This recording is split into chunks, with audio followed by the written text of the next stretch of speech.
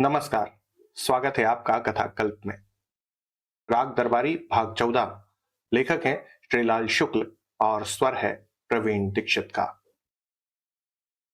कार्तिक पूर्णिमा को शिवपालगंज से लगभग 5 मील की दूरी पर एक मेला लगता है।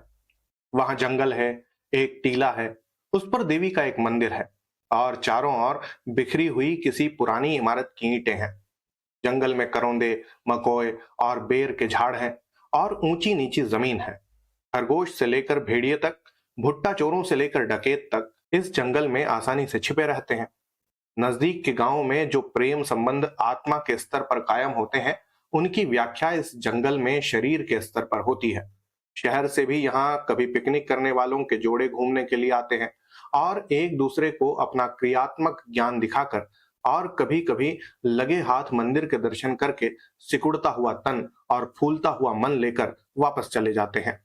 इस क्षेत्र के रहने वालों को इस टीले का बड़ा अभिमान है, क्योंकि यही उनका अजंता, एलोरा, खजुराहो और महाबलीपुरम है।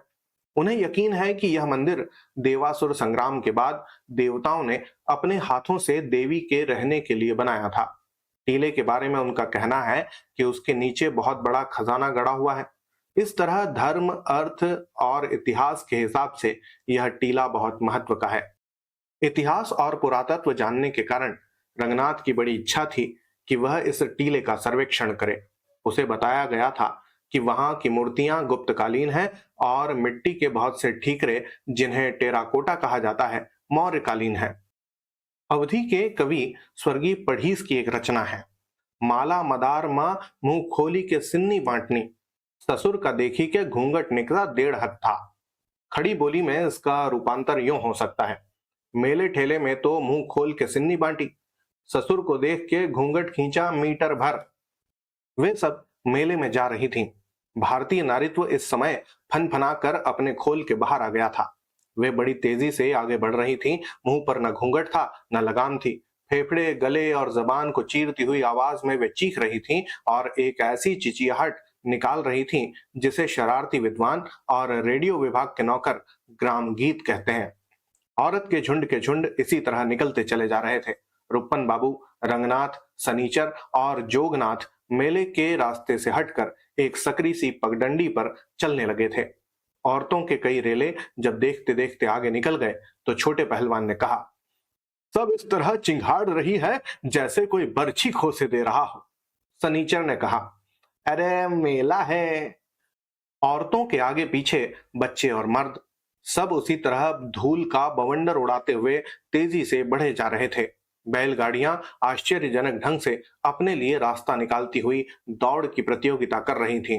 पैदल चलने वाले उससे भी ज्यादा आश्चर्यजनक ढंग से अपने को उनकी चोट से बचाए हुए थे और साबित कर रहे थे कि शहर के चौराहों पर सभी मोटरें आमने सामने से लड़कर अगर चकनाचूर नहीं होती तो उनसे पुलिस की खूबी साबित नहीं होती, बल्कि यही साबित होता है कि लोगों को आत्मरक्षा का शौक है।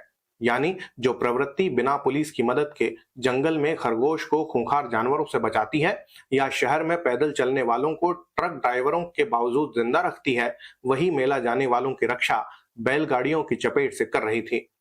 मेले का जोश बुलंदी पर था और ऑल इंडिया रेडियो अगर इस पर रनिंग कमेंट्री देता तो यह जरूर साबित कर देता कि पंचवर्षीय योजनाओं के कारण लोग बहुत खुशहाल हैं और गाते बजाते एक दूसरे पर प्रेम और आनंद की वर्षा करते वे मेला देखने जा रहे हैं।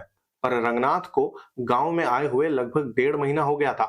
उसकी समझ में इतना आ गया था कि बनियान और अंडरवियर पहनने वाला सनीचर सिर्फ हंसने की खूबी के कारण ही बिड़ला और डालिमिया से बड़ा नहीं कहा जा सकता, क्योंकि हंसना कोई बड़ी बात नहीं है। जिस किसी का हाजमा ठीक है वह हंसने के लिए नौकर रखा जा सकता है और यही बात गाने पर भी लागू है। रंगनाथ ने मेले को गौर से देखना शुरू किया और देखते ही इस जोशो खरोश की पोल खुल गई। जाड़ा शुरू हो जाने पर भी उसे किसी के देह पर ऊनी कोट नहीं दिख पड़ा। कुछ बच्चे एकाध फटे स्वेटर पहने हुए जरूर नजर आए। औरतें रंगीन और सस्ती सिल्क की साड़ियों में लिपटी हुई दिख पड़ी, पर ज्यादातर सभी नंगे पांव थीं और मर्दों की हालत का तो कहना ही क्या। हिंदुस्तानी छैला आधा उजला आधा मैला। यह सब देखने और समझने के मुकाबले पुरातत्व पढ़ना बड़ा सुंदर व्यवसाय है।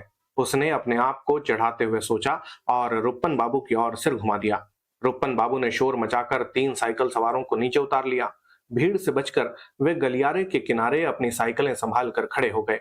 एक आदमी जो इन तीनों का सरदार जैसा दिखता था, सिर से एक बदरंग हैट उतारकर मुंह पर हवा करने लगा। ठंडक थी, पर उसके माथे पर पसीना आ गया था। वह हाफ पैंट, कमीज और खुले गले का कोट पहने था। हाफ पैंट बाहर निकले हुए पेट पर से खिसक न जाए, इसलिए उसे पेटी से काफी कसकर बांधा गया था और इस तरह पेट का क्षेत्रफल 2 भागों में लगभग बराबर बराबर पड़ चुका था। सरदार के दोनों साथी धोती कुर्ता टोपी वाले आदमी थे और शक्ल से बदतमीज दिखने के बावजूद अपने सरदार से बड़ी तमीज के साथ पेश आ रहे थे। आज तो मेले में चारों तरफ रुपया ही रुपया होगा साहब। रुपन बाबू ने हंसकर उस आदमी को ललकारा। उस आदमी ने आंखें मूंद कर सिर हिलाते हुए समझदारी से कहा, होगा, पर अब रुपए की कोई वैल्यू नहीं रही रुपन बाबू। रुपन बाबू ने उस आदमी से कुछ और बातें की जिनका संबंध मिठाइयों से और विशेषतः खोए से था। अचानक उस आदमी ने रुपन बाबू की बात सुननी बंद कर दी। बोला, अब ठहरिए रुपन बाबू। कहकर उसने साइकिल अपने एक साथी को पकड़ाई, हेठ दूसरे आदमी को, और मोटी मोटी टांगों से आड़ा तिरछा चलता हुआ पास के अरहर के खेत में पहुंच गया। बिना इस बात का लिहाज किए हुए कि कई लोग खेत के बीच की पगडंडी से निकल रहे हैं और अरहर के पौधे काफी घने नहीं हैं, वह दौड़ने की कोशिश में फंस गया। बड़ी मुश्किल से कोट और कमीज के बटन खोलकर उसने अंदर से जनेऊ खींचा। जब वह काफी न खींच पाया तो उसने गर्दन को एक और झुकाकर किसी तरह जनेऊ का एक अंश कान पर उलझा लिया। फिर कसी हुई हाफ पैंट से संघर्ष करता हुआ किसी तरह घुटनों पर झुककर अरहर के खेत में पानी की धार गिराने लगा। रंगनाथ को तब तक पता चल चुका था कि हैट वाले आदमी का नाम सिंह साहब है। वे इस हलके के सैनिटरी इंस्पेक्टर हैं। यह भी मालूम हुआ कि उनकी साइकिल पकड़कर खड़ा रहने वाला आदमी जिला बोर्ड का मेंबर है और हैट पकड़कर खड़ा होने वाला आदमी उसी बोर्ड का टैक्स कलेक्टर है। इंस्पेक्टर साहब के लौट आने पर काफी देर बातचीत होती रही, पर इस बात का विषय मिठाई नहीं बल्कि जिला बोर्ड के चेयरमैन इंस्पेक्टर साहब का रिटायरमेंट और जमाना बड़ा बुरा आ गया है, यह था। उन तीनों के साइकिल पर चले जाने के बाद रुपन बाबू ने रंगनाथ को इंस्पेक्टर साहब के बारे में काफी बातें बताई जिनका सारांश निम्नलिखित है। वैसे तो वे, जैसा कि आगे मालूम होगा, बहुत कुछ थे, पर प्रकट रूप में वे जिला बोर्ड के सैनिटरी इंस्पेक्टर थे। होने को तो वे बहुत कुछ हो सकते थे, पर सैनिटरी इंस्पेक्टर हो चुकने के बाद उन्होंने बहुत ही उचित कारणों से संतोष की फिलॉसफी अपना ली थी। वे जहां तैनात थे वहां शिवपालगंज ही प्रगतिशील था, बाकी सब पिछड़ा इलाका था। वहां के सभी निवासी जानते थे कि अगर उनका पिछड़ापन छीन लिया गया तो उनके पास कुछ और न रह जाएगा। ज्यादातर किसी से मिलते ही वे गर्व से कहते थे कि साहब, हम तो पिछड़े हुए क्षेत्र के निवासी हैं। इसी से वे इंस्पेक्टर साहब पर भी गर्व करते थे। इंस्पेक्टर साहब उस क्षेत्र में 40 साल से तैनात थे और उनके वहां होने की जरूरत आज भी वैसी ही थी जैसी कि 40 साल पहले थी। सैनिटरी इंस्पेक्टर को कई तरह के काम करने पड़ते हैं। वे भी जेब में लेक्टोमीटर डालकर घूमते और राजहंसों की तरह नीर क्षीर विवेक करते हुए नीर क्षीर में भेद न करने वाले ग्वालों के मोती चुगा करते। छूत की बीमारियों के वे इतने बड़े विशेषज्ञ थे कि किसी के मरने की खबर पढ़कर महज अखबार सूंघ कर बता देते थे कि मौत कालरा से हुई थी या गैस्ट्रोइंट्राइटिस से।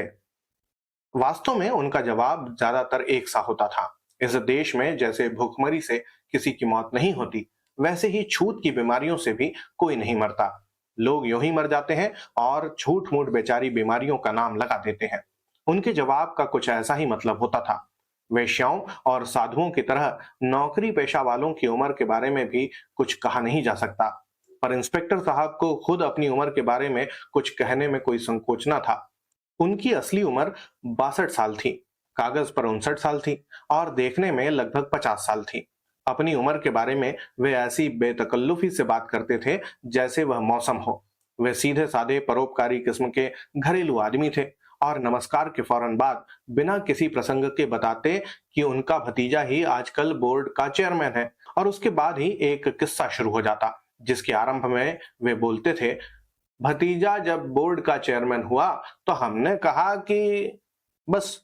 यह किस्सा पूरे क्षेत्र में दूध मिले हुए पानी की तरह व्यापक हो चुका था।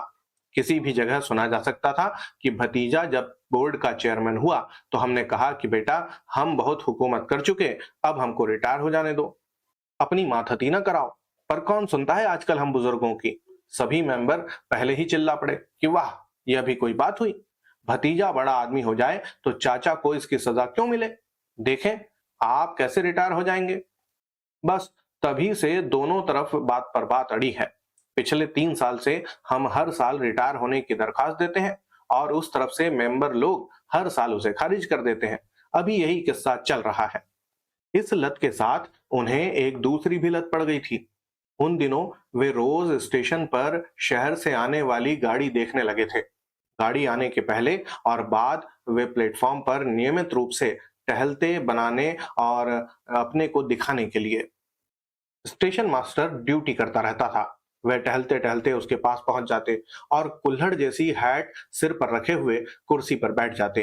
फिर पूछते, बाबूजी, पैसेंजर गाड़ी कब आ रही है। स्टेशन मास्टर उन्हें बहुत दिन देख चुका था। उसे कुछ और देखना बाकी न था। रजिस्टर पर निगाह झुकाए ही वह कहता, जी आधा घंटा लेट है। वे कुछ चुप रहते, फिर कहते, क्या हालचाल है बच्चों के। जी भगवान की दया है। वे मासूमियत के साथ पूछते, आपका भतीजा भी तो रहता है आपके साथ। जी हाँ, भगवान की दया है, अच्छा लग गया है, टिकट कलेक्टर हो गया। वे जवाब देते, अपना भतीजा भी अच्छा लग गया।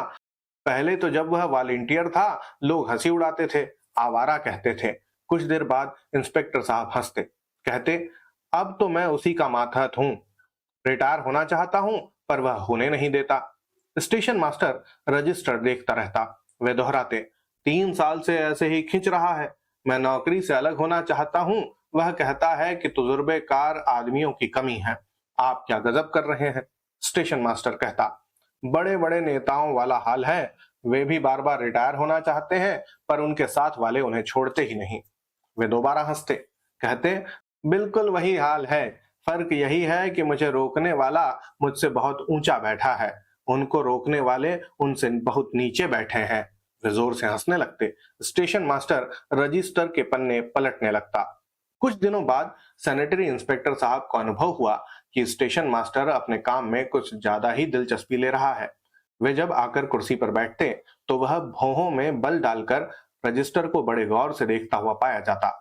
कभी कभी वह पेंसिल से एक कागज पर जोड़ बाकी सी लगाता। रजिस्टर तो वह पहले भी पढ़ता था पर भौहों के बीच शिकन और पेंसिल का इस्तेमाल बिल्कुल नई चीजें थी, जिससे प्रकट था कि स्टेशन मास्टर अपने काम में बुरी तरह फंस गया है। उन दिनों सवाल जवाब कुछ इस तरह चलता, आजकल शायद आपके पास बहुत काम है। और क्या हालचाल है। ठीक है। गाड़ी कब आ रही है। Right time. आपका भतीजा तो लखनऊ में ही है ना। जी हाँ। अपना भतीजा तो आजकल रिटायर ही नहीं होने देता। चेयरमैन है। इंस्पेक्टर साहब स्टेशन मास्टर के आचरण का अधःपतन बड़े गौर से देख रहे थे। हालत दिन पर दिन गिर रही थी। जैसे ही वे सिर पर कुल्हड़ जैसी हैट लगाए हुए उनके सामने आकर कुर्सी पर बैठ जाते, वे देखते कि रजिस्टर पर उसकी आंखें टपक कर गिरने ही वाली हैं। कभी कभी वह उनके सवाल अनसुने कर जाता। इंस्पेक्टर साहब सोचते कि सरकारी नौकरी करके भी अगर काम करना पड़ा तो ऐसी जिंदगी पर लानत है। अचानक एक दिन उनकी गाड़ी देखने की लत खत्म हो गई। वे उस दिन रोज की तरह स्टेशन पर आए और स्टेशन मास्टर के पास आकर बैठ गए। आज वह रजिस्टर पर पेंसिल से नहीं बल्कि कलम से कुछ लिख रहा था। उसकी भौहों से लगता था कि काम के साथ ही वह खुद भी खत्म होने वाला है। इंस्पेक्टर साहब ने शुरू किया, आजकल आपके पास काम बहुत है। जी हाँ, उसने अचानक जोर से कहा। वे कुछ झिझक से गए, फिर धीरे से बोले, पैसेंजर गाड़ी। इस बार स्टेशन मास्टर ने कलम रोक दी। उनकी ओर सीधे देखते हुए उसने सधी आवाज में कहा, पैसेंजर गाड़ी पौन घंटा लेट है और आपका भतीजा बोर्ड का चेयरमैन है। अब बताइए इसके बाद आपको क्या कहना है। इंस्पेक्टर साहब कुछ देर मेज की ओर देखते रहे, फिर उठकर धीरे से चल दिए। एक पॉइंटमैन बोला, क्या हुआ साहब। कुछ नहीं कुछ नहीं, वे बोले, साहब के पास काम बहुत है। हमारा भतीजा भी आजकल इसी तरह झुंझलाया करता है, बड़ा काम है। आज जोगनाथ मेले में रुक्मन बाबू के साथ एक वजह से आया था। उसे डर था कि अकेले रहने से पुलिस उसे छेड़ने लगेगी और कहीं ऐसा ना हो कि उसे अपनी मोहब्बत में एकदम से जकड़ ले। वे लोग मेले की धज में निकले हुए थे। रुपन बाबू ने कमीज के कॉलर के नीचे एकदम नया रेशमी रुमाल बांध लिया था और केवल सौंदर्य बढ़ाने के उद्देश्य से आंख पर काला चश्मा लगा लिया था। सनीचर ने अंडरवियर के ऊपर घर की बनी जालीदार सूती बनियान पहन ली थी, जो अंडरवियर तक आने के 1.5 इंच पहले ही खत्म हो गई थी। छोटे पहलवान ने लंगोट की पट्टी को आज हाथी की सूंड की तरह नीचे नहीं लटकने दिया था, बल्कि उसे इतनी मजबूती से पीछे ले जाकर बांधा था कि पट्टी का वह दूसरा सिरा लंगोट के तार तार हो जाने पर भी उनके पीछे दुम की तरह ही चिपका रहे। यही नहीं, उन्होंने आज बिना बनियान का एक पारदर्शी कुर्ता और एक पारदर्शी मार्किन का अंगोछा लुंगी के रूप में पहन लिया था। जोगनाथ रुपन बाबू से सट कर चल रहा था। वह एक दुबला पतला नौजवान था।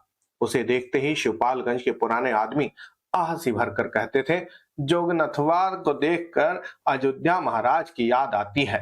अयोध्या महाराज अपने जमाने के सबसे बड़े ठग थे और दूर दूर से लोग उनके पास चालाकी सीखने के लिए आते थे।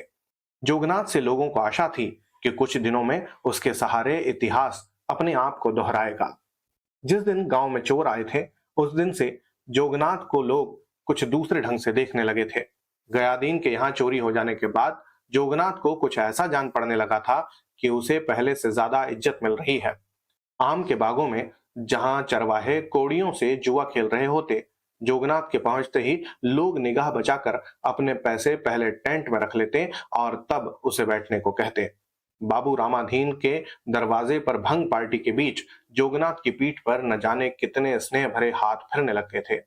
फ्लश का खेल शिवपालगंज में जोगनाथ के मुकाबले कोई भी नहीं खेल पाता था। एक बार सिर्फ पेयर के ऊपर उसने खन्ना मास्टर की ट्रेल फेंकवा दी थी। उस दिन से जोगनाथ की धाक कुछ ऐसी जमी कि उसके हाथ में 3 पत्ते आते ही अच्छे अच्छे खिलाड़ी अपना ताश देखना भूलकर उसी का मुंह देखने लगते। जैसे ही वह पहला दाव लगाता, आधे से ज्यादा खिलाड़ी घबरा कर अपने पत्ते फेंक देते। सुना है राणा प्रताप का घोड़ा चेतक मुगल सेना के जिस हिस्से में पहुंच जाता, वहां चारों ओर भीड़ फटकर उसके लिए जगह निकाल देती। मुगलों के सिपाही सिर पर पैर रखकर असंभव चाल से भागने लगते। वही हालत जोगनाथ के दाव की थी। जैसे ही उसका दांव मैदान में पहुंचता, भगदड़ पड़ जाती। पर गयादीन के यहाँ चोरी हो जाने के बाद कुछ ऐसा हो गया था कि लोग जोगनाथ को देखकर फ्लश के दुर्गुणों के बारे में बात करने लगते। वे जुआरी जो पहले उसे देखकर एक हीरो का स्वागत देते थे और खाना पीना भूलकर उसके साथ खेलते रहते, अब अचानक बड़ी जिम्मेदारी के साथ बाजार जाने की, घास काटने की या भैंस दोहने की याद करने लगते। यह जोगनाथ के लिए परेशानी की बात थी। उधर अभी कुछ दिन हुए दरोगा जी ने उसे थाने पर बुलाया था। वह साथ में रुपन बाबू को भी लेकर गया था। दारोगा जी ने कहा, रुपन बाबू, जनता के सहयोग के बिना कुछ नहीं हो सकता। उन्होंने गंभीरता से समझाया था, गयादीन के घर की चोरी के बारे में कुछ पता नहीं लग रहा है। जब तक आप लोग सहयोग नहीं करेंगे, कुछ भी पता लगाना मुश्किल है। रुपन बाबू ने कहा, हमारा पूरा सहयोग है। यकीन ना हो तो कॉलेज के किसी भी स्टूडेंट को गिरफ्तार करके देख लें। दारोगा जी कुछ देर यूं ही टहलते रहे, फिर बोले, विलायत का तरीका इस मामले में सबसे अच्छा है। 80% अपराधी तो खुद ही अपराध स्वीकार कर लेते हैं। हमारे यहाँ तो। कहकर वे रुक गए और पूरी निगाह से जोगनाथ की ओर देखने लगे। फ्लैश के खेल में ब्लफ लगाने वाली सीधी निगाह से जोगनाथ ने भी दारोगा जी की ओर देखा। जवाब दिया रुपन बाबू ने। कहा, विलायत वाली यहां ना चलाइए। 80% लोग अगर अपने अपने जुर्म का इकबाल करने लगे तो कल आपके थाने में 10 सिपाहियों में से ड्यूटी देने के लिए सिर्फ 2 ही बचेंगे, बाकी हवालात में होंगे। हुआ यही था कि बात हंसी मजाक में टल गई थी। जोगनाथ को दरोगा जी ने क्यों बुलाया, यह साफ साफ नहीं हो पाया। उसी का हवाला देते हुए रुपन बाबू आज बड़प्पन के साथ बोले, ए जोगनाथ, यो मरे चमगादड़ जैसा मुंह लटका कर चलने से क्या होगा? मौज करो। दरोगा कोई लकड़ बग्गा तो है नहीं कि तुम्हें खा थोड़ी जाएगा। पर छोटे पहलवान खींच के साथ बोले, हमारा तो एक डंपलाटी हिसाब है कि इधर से आग खाओगे तो इधर से अंगार निकालोगे। जोगनाथ कोई वेद जी से सलाह करके तो गयादीन के घर कूदे नहीं थे, फिर अब उनके सहारे पर क्यों झूल रहे हैं? जोगनाथ ने विरोध में कोई बात कही, पर तभी उनके पीछे से एक बैलगाड़ी घरघराती हुई निकल गई। रंगनाथ चेहरे की धूल पोंछने लगा। छोटे पहलवान ने आंख का कोना तक नहीं दबाया। गीता सुनकर जिस भाव से अर्जुन 18 दिन कुरुक्षेत्र की धूल फांकते रहे थे, उसी तरह छोटे पहलवान बैलगाड़ी की उड़ाई हुई सारी धूल फांक गए। फिर बेरुखी से बोले, सच्ची बात, और गधे की लात को झेलने वाले बहुत कम मिलते हैं। जोगनाथ के लिए लोग जो बात गांव भर में फुसफुसा रहे हैं, वही हमने भड़बड़ा कर कह दी। इस पर कहा सुनी किस बात की? सनीचर ने शांति स्थापित करनी चाहिए। प्रधान हो जाने की आशा में वह अभी से वैद्य जी की शाश्वत सत्य कहने वाली शैली का अभ्यास करने लगा था। बोला, आपस में कुकर हाव करना ठीक नहीं। सारी दुनिया जोगनाथ को चाहे जो कहे, हैं? हमने उसे एक बार भला कह दिया तो कह दिया। मर्द की जबान एक कि दो? छोटे पहलवान घृणापूर्वक बोले, तो तुम मर्द हो? रास्ते में उन्हें लंगड़ दिखाई पड़ा। रंगनाथ ने कहा, यह यहां भी आ पहुंचा? लंगड़ एक मकोई की झाड़ी के नीचे अंगोछा बिछाकर बैठा हुआ सुस्ता रहा था और होठों ही होठों में कुछ बुदबुदा रहा था। सनीचर बोला, लंगड़ का क्या, जहां चाहा वहां लंगर डाल दिया। मौजी आदमी है। छोटे पहलवान अपने प्रसिद्ध अखबारी पोज पर उतर आए थे, यानी उनका फोटो अगर अखबार में लगता तो उसके सहारे वे अपने सबसे सच्चे रूप में पाठकों तक पहुंचते। असीम सुख की उपलब्धि में नीचे का होठ फैलाकर दांत पीसते हुए आंखें सिकोड़े वे अपनी जांघ के मूल भाग को बड़े उद्रेक से खुजला रहे थे। शायद इस उपलब्धि में लंगड़ के कारण कोई बाधा पड़ गई थी। झल्ला कर बोले, मौजी आदमी साला सूली पर चढ़ा बैठा है। परसों तहसीलदार से तू तड़ाक करके आया है, मौज कहां से करेगा? वे लोग नजदीक से निकले। रुपन ने ललकार कर कहा, कहो लंगड़ मास्टर, क्या रंग है? नकल मिली? लंगड़ ने बुदबुदाना बंद कर दिया। आंख पर हथेली का छज्जा बनाकर उसने धूप में रुपन बाबू को पहचाना। कहा, कहां मिली बापू? इधर इस रास्ते नकल की दरखास्त सदर के दफ्तर भेजी गई और उधर उस रास्ते से मिसिल वहां से यहां लौट आई। अब फिर गया मामला 15 दिन को। सनीचर ने कहा, सुना तहसीलदार से तू तड़ाक वाली बात हो गई है। कैसी बात बापू? लंगड़ के होठ फिर कुछ बुदबुदाने की तैयारी में कांपे। जहां कानून की बात है वहां तू तड़ाक से क्या होता है? छोटे पहलवान ने घृणा से उसकी तरफ देखा, फिर झाड़ियों और दरख्तों के सुनाने के लिए कहा, बात के बतासे फोड़ने से क्या होगा? साला जाकर नकल नवीस को 5 रुपए टिका क्यों नहीं देता? तुम यह नहीं समझोगे छोटे पहलवान, यह सिद्धांत की बात है। रंगनाथ ने उसे समझाया। छोटे पहलवान ने अपने मजबूत कंधों पर एक अनावश्यक निगाह डालकर कहा, वह बात है तो खाते रहो चकर गिन्नी। कहकर सैकड़ों यात्रियों की तरह वे भी झाड़ियों के पास पानी गिराने की नीयत से गए और वहां एक आदमी को खुले में कुछ चीज गिराते हुए देखकर उसे गाली देते हुए दूसरी ओर मुड़ गए। तो यह था भाग 14। होती है अगले भाग में फिर मुलाकात। तब तक के लिए धन्यवाद और जय हिंद।